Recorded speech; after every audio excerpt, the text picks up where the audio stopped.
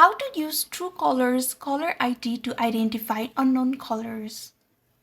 Hello everyone, welcome to another video. Today in this video, I will guide you on how to use Truecaller's caller ID to identify unknown callers. So now let's get started. First of all, you need to make sure that Truecaller is installed in your device. If it is installed, it's okay, but if it is not, go to Play Store. Now search for Truecaller and install it. After Truecaller is installed, click on Open. Now go to Settings menu. Now on the settings, click on Calls. And there you can see the option of caller ID. Now enable that.